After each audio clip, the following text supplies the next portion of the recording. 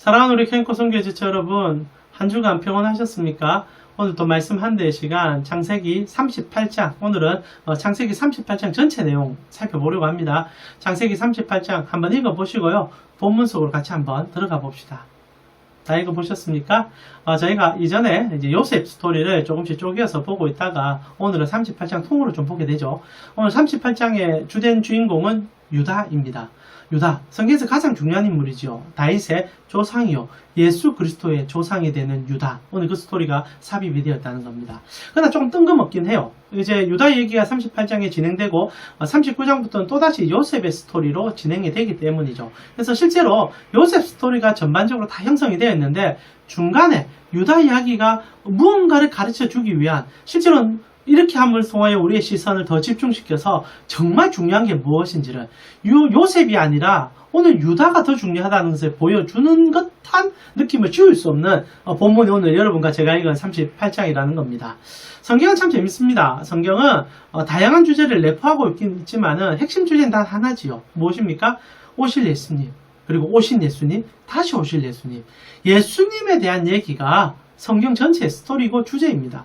그런 관점에서 창세기 전체도 실제로는 창세기 3장 15절에 약속됐던 그 여인의 후손, 그 여인의 후손이 우리 삶에 어떻게 오시게 되는지를 보여주는 책으로서의 전개가 진행된다는 거죠. 그래서 요셉 스토리, 성경에서 가장 영웅시되는 인물인데도 그 이야기는 예수님을 보여주고 있는 이야기임을 잊지 말아라는 듯이 예수님의 조상이 되는 유다의 얘기가 오늘 특한이 들어있다는 거죠. 그래서 우리의 시선이 영웅 요셉이 아니라, 그리고 우리를 이끌어갈 수 있는 모범적인 인물들의 스토리가 아니라 예수님 발견하는데 모든 시선을 집중시켜야 되는걸 다시 한번 보게 되는 스토리죠. 그런 관점 속에서 창세기 38장의 유다의 스토리는 너무나 중요한 하나님 나라의 가치를 우리에게 다시 가르쳐주는 책이 본문이기도 하다는 겁니다. 그럼 오늘 본문 스토리 어떻게 진행됩니까? 아시다시피 유다가 갑자기 자기 형제들을 다 떠나서 이렇게 아둘람 사람 찾아가서 거기서 결혼을 하게 되고 거기서 이제 가나안 땅에서 정착을 하게 되는 스토리가 오늘 본문이죠. 그 가운데 며느리인 다말과 유다의 여러 가지 에피소드의 얘기, 그러면서 다시 한번 그 베레스와 셀라라는 예수님의 족보에 오르는 그 조상들의 얘기가 진행되는 본문이지요. 자, 첫 번째 우리가 먼저 보고 싶은 것은요, 유다가 갑자기 왜 등장하게 되었느냐라는 얘기입니다. 아시다시피 저희가 요셉 스토리를 쫓아오고 있고, 저번 주 우리 37장의 마지막 부분은 유다 외에 나머지 형제들 전체가 요셉을 이집트로 팔아버리는 스토리 들었지 않습니까?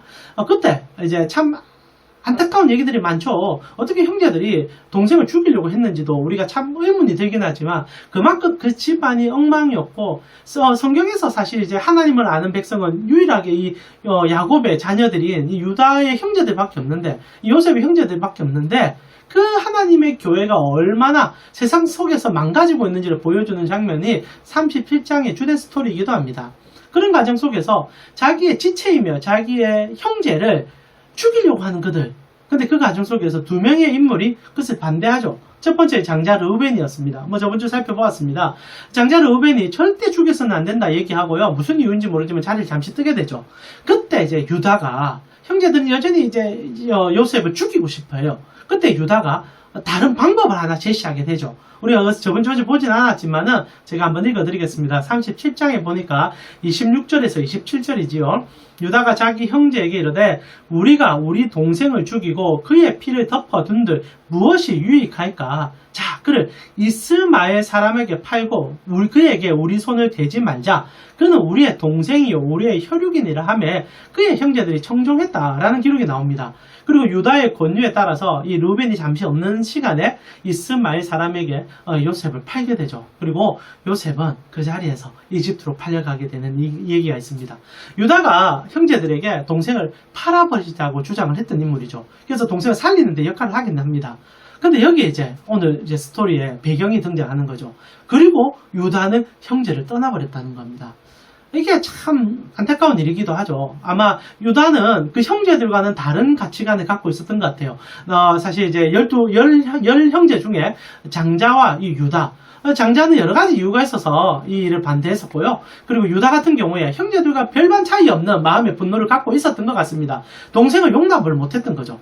그러나 동생을 죽이는 것은 아니다라고 생각하는 인물이었던 것 같아요. 그래서 동생을 팔자라고 얘기하는 그러나 솔직히 죽이는 것이나 돈 받고 파는 것이나 뭐가 다릅니까? 인신매매나 그 사람을 죽이는 거나 별 차이가 없지만 유다의 생각에는 그래도 내가 형제들보다는 나은 사람이다. 나는 내 손에 피는 안 묻힌다. 이런 생각을 했던 인물인 것 같아요. 그러니까 자연스럽게 당시에 유일한 교회인 이제 야곱의 집안을 바라보면서 내로남불을 하는 거죠. 나는 저들과 다르다. 나는 저들과는 좀 차이가 난다. 나는 더 이상 저들과 함께 할 수가 없겠구나 라는 생각 속에서 그가 선택한 게 가나안 땅이었다는 거죠. 이게 아이러니 아닙니까? 실제로 가나안 땅은 피와 그리고 정욕과 썩어짐이 가득한 땅입니다. 근데 하나님의 교회가 망가지고 있으니까 그 하나님의 교회가 너무 싫으니까 그가 차선택으로 선택한 게 교회보다 더한 곳에 가서 자기가 의로운 사람인 것을 드러내고자 하는 모습이 있었다는 거죠. 오늘 한번 내로남불 말 많이 쓰지만은 대표적인 인물이 이 유다같이 보입니다. 어떤 여자는 자기 형제 집안을 떠나게 되죠. 그리고 스스로 나는 형제들과 좀 다르다라고 생각하지만 그는 가나안 문화 속에 더 밀접하게 접하면서 정말 심각한 죄인이 되어가고 있는 모습이 오늘 본문입니다. 그러면서 그가 어떤 일을 합니까? 이 가나안 땅에 이 수아라는 여자와 이제 혼인 관계를 맺고 이 자녀를 출산하게 되지요. 심각한 브레이크가 생긴 겁니다. 지금 언약의 후손들이 지금 이방 여자를 들여서 결혼이 시작됐다는 거예요. 지금 이 결혼한다는 얘기가 물론 이제 우리가 예수님의 족보에 이방 여자들이 5명이 등장을 하지 않습니까? 중요한 이방의 여자는 3명이죠. 여자 여인이 5명이 등장을 하고요. 이방의 여자들과 혼인할 수 있는 건 사실입니다. 그러나 중요한 것은 지금 유다의 입장에서 이방의 여자와 결혼을 하게 된 것은 언약의 백성으로 유입이 아니라 오히려 유다가 이방으로 소속됨을 통하여 이방의 자녀를 생산하고자 하는 장면이라는 거죠. 소위 다르게 말하면 예수 그리스도의 족보가 지금 다른 세상의 주님 안으로 들어오는 것이 아니라 주님의 백성들이 세상 속에 들어가 세상이 되겠다라는 표현이 지금 유다가 하고 있는 행동이라는 겁니다. 이것은 예수 그리스도의 그 구속사 사역 속에서 엄청난 문제점을 일으키고 있는 장면이기도 하죠. 그러나 중요한 건 유다가 형제들이 싫어서 오늘날 표현으로 하면 교회가 싫어서 떠나게 되고 차선책으로 선택한 것이 세상 속에서의 성공, 세상 속에서의 자기의 모습을 드러내고자 하는 선택이 아니었나 싶습니다. 결국 유다가 어떤 일이 일어납니까? 거기서 이제 자녀를 출산하게 되죠. 그리고 며느리까지 드리게 되면서 이제 자리를 잡게 됩니다. 여기까지 문제가 없죠. 그러나 하나님께서는 당신의 약속을 지키시는 분입니다.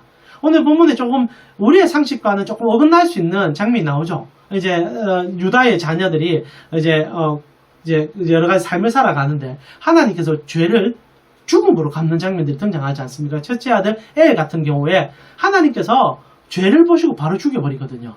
이게 참 우리로서는 어떻게 하나님께서 이렇게 할 수 있나라는 장면이지만 돌려 생각해 보면요. 하나님께서는 지금 당신의 약속을 지키고 계시는 겁니다. 언약의 후손을 지키고 계시고 예수 그리스도의 족보를 손에 쥐고 지키고 계시는 거죠.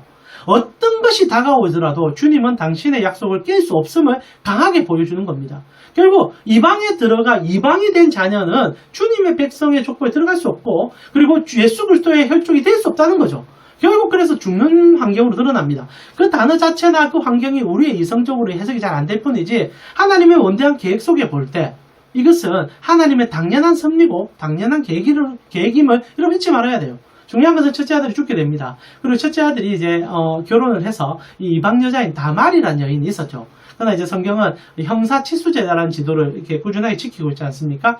장자의 유업을 자자든 그 말자든 간에 지켜갈 수 있도록 해주는, 그래서 며느리를 이제 부인을 동생에게, 그리고 그 동생에게 줌을 통하여 어떻게 하든 씨를 남겨가려고 하는 그런 이제 그 당시 때 여러 가지 법률 중에 하나이기도 합니다. 그러나 중요한 것은 첫째 엘이 죽고 나자 아버지 유다가 이제 다말을 동생인 이제 오난에게 보내게 됩니다. 이런 스토리는 여러분 성경에서 아마 읽어보셨을 거예요. 그러나 오난이 또 죄를 짓죠. 그리고 하나님께서는 그 자리에서 또 오난을 징벌하십니다. 그리고 이제 재미있는 얘기가 시작되죠. 이 다말이 이제 등장을 하는 겁니다. 오늘 38장의 핵심적인 인물 다말이 등장한 거죠. 자, 여기서 다말이 독특한 행동을 하게 되는 건 여러분 잘 아시죠?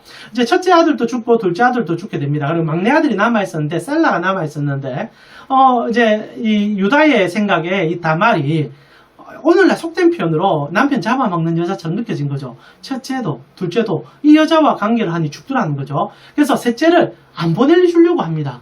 그런데 여기서 재밌는 거, 다말이요, 셋째를 계속 기다려요. 우리로 표현하면 수절을 하기 시작한다는 거죠. 이게 여러분 성경을 보면서 이게 동양 문화, 특히 유교 문화에 익숙한 우리는 당연하다 생각되지만 이거 절대 당연하지 않습니다. 지금 유다가 있는 곳은 가나안 문화고, 가나안 문화는 이 수절이라는 것이 없습니다. 성적으로 매우 개방이 되어 있고요, 도덕적으로 매우 우물lad한 환경이에요. 그들이 믿는 신 자체가 이 통혼과 정말 이 엄난과 탐욕이 물들어 있는 세상이기 때문에 수절이란 개념이 없는 것입니다. 유다가 자기 집안의 개념을 들고 다말에게 부탁하는 것 뿐이지, 다말은 원치 않으면 언제나 떠나도 되고 두도 안 돌아봐도 됩니다. 근데 다말이 무슨 이유인지 모르지만 기다리고 있다는 거죠. 자, 여기서부터 예수 그리스도의 언약의 성취가 다시 한번 실현되기 시작합니다. 한 여인이 이 유다라는 인물 속에서 하나님을 봤다는 얘기를 해주고 있는 거예요. 가나안 문화에서는 저질 그리고 통속적인 그런 신들만 존재했습니다. 욕심의 투상이었죠. 그런데 이 다말이라는 여자가 유다의 집안에 들어오면서 물론 유다가 온전한 신앙을 행사하진 않았을 겁니다. 그러나 삶의 형태 속에서, 그리고 아버지로부터 받았던 그 신앙의 장치 속에서 다말은 새로운 하나님 나라를 본 거예요. 다르게 표현하면 예수 그리스도가 이루실 세상을 보게 된 겁니다. 그러니 무조건 붙어 있는 거예요. 어떻게 하든 달라는 거예요. 그리고 끝까지 인내하려고 합니다. 그러나 재밌는 것은 유다는 거기에 대해서 전혀 관심이 없는 거죠. 언약의 백성으로 태어나 언약의 백성의 유업을 이어가야 될 인물이 세상 속에 들어갔고, 그것도 목적이 교회가 너무 싫으니까, 교회가 너무 잘못하고 있으니까. 맞아요. 그러나 중요한 건 자기가 교회임을 잊어버리고 세상 속에 들어갔는데, 오히려 이방의 한 여자가 이 유다를 보고 하나님의 교회를 맛보고 그 교회를 자신이 지키고 싶어하는 열정 속에서 이 집안에 끝까지 머물고자 하는 열망을 보이기 시작했다는 거죠. 예수님께서 세례 요한을 보면서 이런 얘기를 해줬지 않습니까? 천국은 침노하는 자들의 것이다. 그러나 이제 이제 세례 요한 이후로는 하나님의 백성들이 그 기쁨 속에 들어올 것이다 라는 얘기를 해줬죠. 다말에 대한 얘기일지도 모르겠습니다. 다말이 지금 천국에 침노하고 싶은 거예요. 절대 들어갈 수 없는 여자인데 천국을 봤습니다. 그리고 모든 것을 건 거예요. 결국 어떤 일이 일어납니까? 유다가 이제 자녀를 안 주니까 유다와 관계를 하려고 하는 거죠. 그래서 장녀의 옷을 입고, 유다가 자기 이제 부인을 잃어버리고, 유다가 얼마나 세속화되었는지 자기의 아내를 잃어버리자 장녀와 잠자리를 가지려는 마음을 오늘 성경 표현합니다. 오늘 여러 가지 좀 이제 세속적인 얘기가 많이 나옵니다만은 이해해서 들어주셨으면 좋겠어요. 결국 어떻게 됩니까? 유다와 다말은 이렇게 관계를 맺게 되고 자녀가 생산되죠. 그리고 유다가 대노합니다. 그리고 며느리를 죽이려고 하는 거죠. 너가 어떻게 그럴 수 있느냐? 여전히 하나님의 백성의 사고를 갖고 있는 거죠. 이 가나안 땅에 들어있는데도. 이것이 오늘날 다르게 표현하면 가나안 성도들의 아픔이기도 합니다. 유다가 그 모습을 그대로 보여주는 거죠. 안 나가, 교회 안 나가 하는 그런 성도들이, 그러나 여전히 하나님을 사랑하기에 이 세상 속에서의 이 번뇌와 고민을 갖고 있는 모습이 유다에게 투사돼요. 여러분, 그러나 하나님의 교회에 소망이 있다며 하나님의 교회를 바꾸기 위해서 기도하면서 더 노력하는 것이 성도의 자세가 돼야 되지 않을까요? 다말은 이방 여자인데도 하나님 나라 맛보니까 붙어 있는 거예요. 결국 인잔 방지와 여러 가지 이제 이벤트들이 있지 않습니까? 예, 성경을 보셔서 아실 겁니다. 그리고 유다가 뭐라고 합니까? 네가 어렵다. 인정해 줍니다. 여기서의 의라는 것은 하나님의 의를 나타내는 거예요. 그 여인의 행동이 잘 됐다는 것이 아니라 하나님을 안다는 얘기입니다. 이 여자가 진짜 하나님을 안다는 거죠. 그리고 유다가 어떻게 하는 줄 압니까? 이 다말이라는 여자의 이 모습을 보고요, 다시 한번 하나님의 교회로 들어갑니다. 그리고 자기 생명 바쳐서, 나중에 우리가 보게 되겠지만 형제들의 그런 아픔 속에서 요셉과 형제들이 만나요. 그러나 이 적벽점이 해결이 안 될 때 유다가 자기 생명을 내놓습니다. 나 죽이고 그리고 하나님 나라를 보자고 얘기하죠. 그리고 나서 모든 것이 화목되는 예수 그리스도의 모형으로서의 유다의 모습이 이 다말의 의로운 행동 하나로 드러나게 된다는 거죠. 이 지금 다말이란 여자는요, 하나님 나라가 자기의 모든 것이 될 수 있음을 기억하고 자기 모든 것을 던졌던 여자라는 겁니다. 결국 이 여자가 얻은 가장 놀라운 은혜가 뭡니까? 마태복음 1장 2절과 3절에 아브라함이 이삭을 낳고, 이삭은 야곱을 낳고, 야곱은 유다와 그의 형제를 낳고, 유다는 다말에게서 베레스와 세라를 낳고, 베레스는 헤스로를 낳고, 헤스로는 람을 낳고, 다윗이 나오고, 그리고 예수가 나오게 되죠. 천국에 들어가게 됩니다. 그러나 얼마나 감사합니까? 여러분과 저는 이런 수고로움이 아니라 주님께서 먼저 다가오심을 통하여 그 은혜를 우리에게 주셨고, 우리는 하나님 나라에 너무나 감사함으로 은혜로 들어가게 됐지 않습니까? 그렇다 하여 이 다말의 열정과 사랑을 우리가 모른 척 해서는 되겠습니까? 오늘날 교회가 너무 힘든 시국이고 가난한 성도들이 기하급수적으로 늘어나고 있는 아픔의 시대입니다. 그때 우리에게 질문합니다. 다말을 보라. 하나님의 백성들의 그 아름다움을 보라. 하나님을 사랑하기에, 하나님 앞에 서기에 자기의 생명까지도 아낌없이 내어놓는 이 여인을 보라. 사랑 우리 행구 선교회 지체 여러분, 코로나 시국이라 그리고 여러 가지 환경의 어려움 속에서 아마 캠코에 계시면서도 주님의 자녀인 것을 드러내는 게 어려울 수 있을 것입니다. 그러나 꼭 기억하십시오. 숨긴다고 숨겨질 수 있는 게 아닙니다. 그럴 것 같다면 오히려 다말처럼 하나님의 나라를 얻기 위하여, 하나님 나라를 더욱더 드러내기 위하여 실험하시고 기도하시고 싸워주십시오. 그리고 하나님께서 잘했다 칭찬해 주시며 그 칭함을 듣게 될 것입니다. 여전히 힘겨운 시간들 우리가 보내고 있습니다. 오늘 설교 좀 길어지긴 했는데요. 여러분 싸웁시다. 이겨냅시다. 그리고 하나님 나라 맛봅시다. 다말에게 주어진 그 은혜가 여러분에게 충만하게 나타나기를 저는 뒤에서 또 기도하면서 여러분과 함께 하겠습니다. 한 주간 남은 시간 더 승리하시고요. 주님으로 기뻐하시는 여러분 되기를 축원합니다.